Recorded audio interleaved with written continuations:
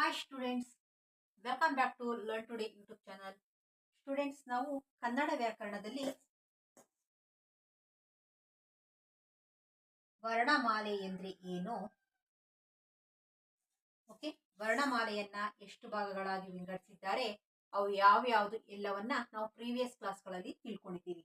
ಈ ದಿನ ಈ ವಿಡಿಯೋದಲ್ಲಿ ನಾವು ವರ್ಣಮಾಲೆಯಲ್ಲಿ ಮೂರನೇ ವಿಧವಾದಂತಹ ಯೋಗವಾಹಗಳು, ಯೋಗವಾಹಗಳು ಅಂದ್ರೆ ಏನು ಅನ್ನೋದನ್ನ ಈ ದಿನ ಈ ವಿಡಿಯೋದಲ್ಲಿ ತಿಳ್ಕೊಳ್ಳೋಣ. ಓಕೆ, ಯೋಗವಾಹಗಳು ಅಂತ ಹೇಳಿದ್ರೆ ಜೊತೆಗೂಡಿಸೋದು, ಓಕೆ, ಜೊತೆಗೂಡಿಸು ಅಂತ ಹೇಳಿ ಅರ್ಥ. ಓಕೆನಾ?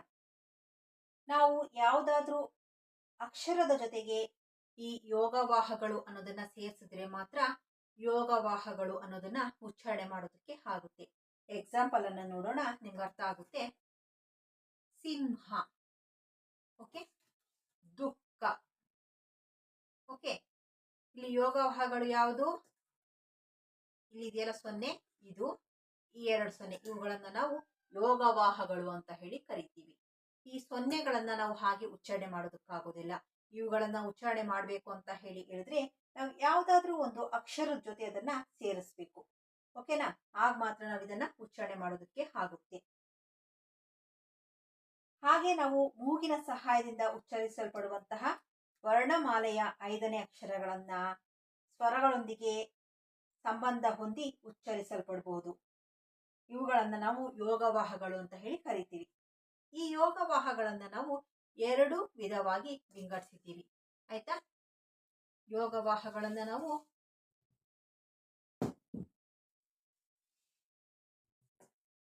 2 ಭಾಗವಾಗಿ ವಿಂಗಡಿಸಿದ್ದೀವಿ.